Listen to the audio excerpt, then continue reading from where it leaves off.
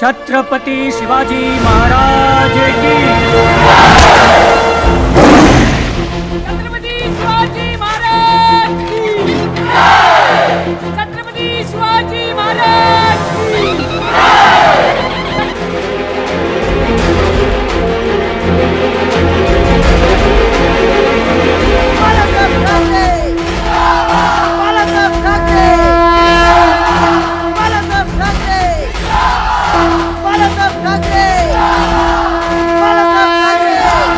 छत्रपति शिवाजी महाराज की जय।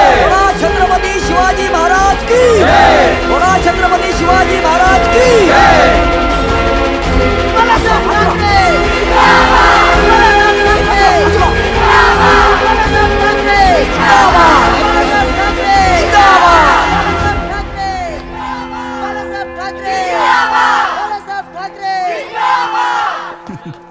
अरे चाचा आप ये लीजिए, पेड़ा खाइए। साहब साहब साहब मदद करो मेरी साहब।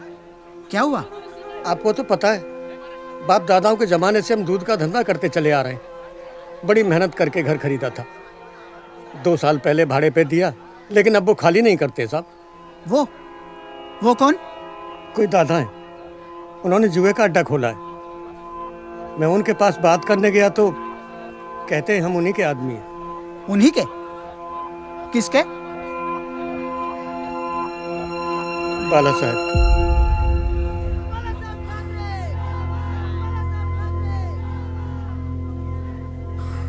चाचा आप रुके यहाँ पे, मैं बात करता हूँ साहब से।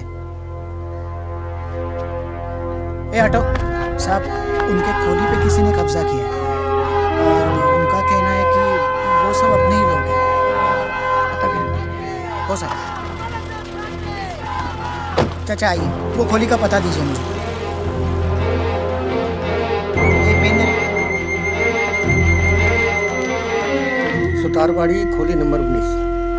साहब ये हमारे उम्मीदवारों की लिस्ट। साहब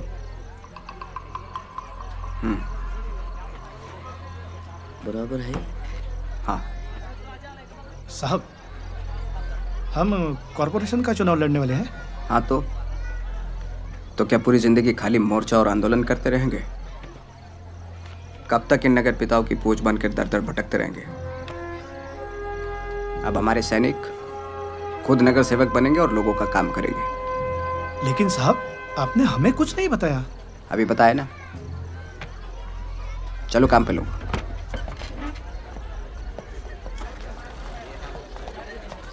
अरे अरे अरे, बहुत बहुत बहुत मेहरबानी। किसी बेसहारा को तकलीफ देने वाला मेरा आदमी नहीं हो सकता। जय महाराष्ट्र। जय महाराष्ट्र।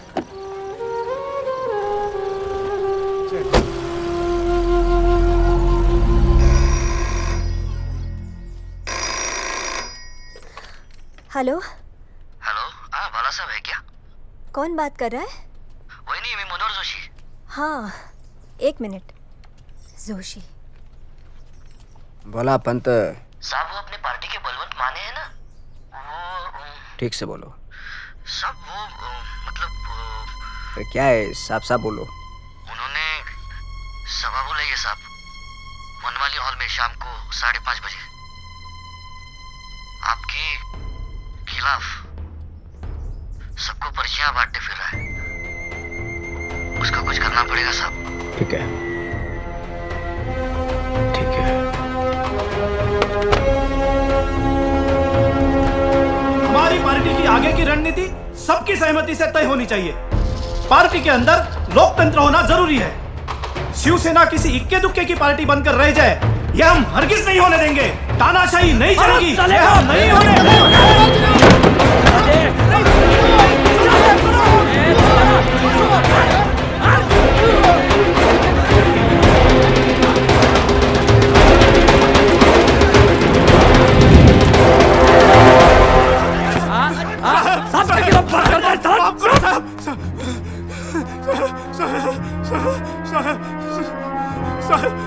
संगठन में मैं फालतू के लोकतंत्र को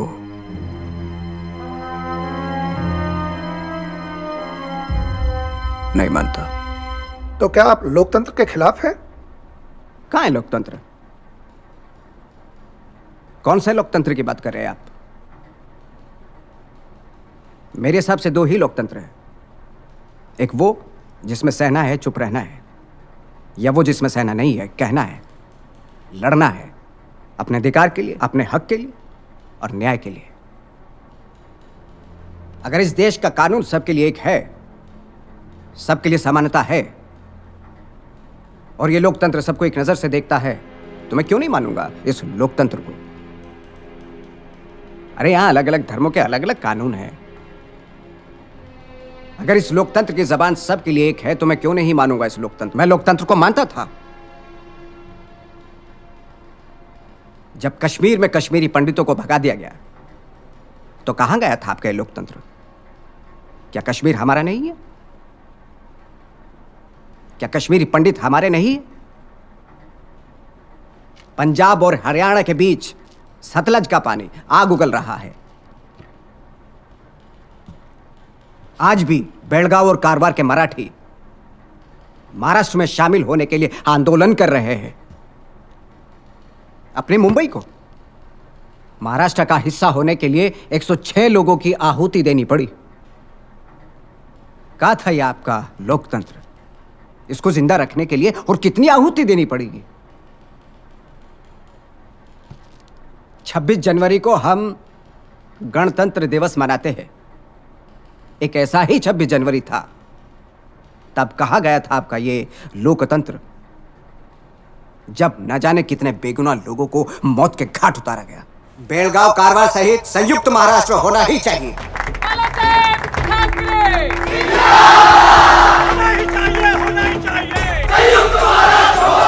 हम 26 जनवरी तक का समय देते हैं कि अगर बेलगांव का मसला हल नहीं हुआ, तो महाराष्ट्र के मुख्यमंत्री या देश के गृह मंत्री और उप पंत प्रधान मोरारजी देसाई को चेतावनी देते हैं, मुंबई तो क्या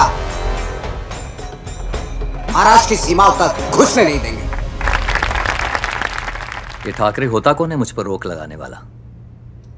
यशवंतराव जी, मेरा बॉम्बे दौरा जैसा प्लान है वैसा ही रहेगा। व्यवस्था में कोई कमी नहीं रहनी चाहिए। सर, बॉम्बे में उन गुंडों ने इनके कार को भी रोका था। बहुत ज्यादा जनाक्रोश है महाराष्ट्र में। बेलगांव और कारवार के लोग तो रास्ते पर उतर आए। जो फैसले देश के लिए किए गए हैं उनका पालन होना चाहिए। सरकार के फैसले के खिलाफ कोई अपना फैसला सुनाएगा तो उसे उसकी भाषा में जवाब मिलेगा। वो अनुशासन में नहीं रहे तो शासन अपनी पावर दिखाने से पीछे नहीं हटेगा। स्ट्रिक्ट से स्ट्रिक्ट एक्शन लेना पड़े तो लो। वो बाल ठाकरे के मैगजीन का विमोचन तो इन्हीं के शुभ हाथों से हुआ था। इतना कौन सा बड़ा तोप है ठाकरे?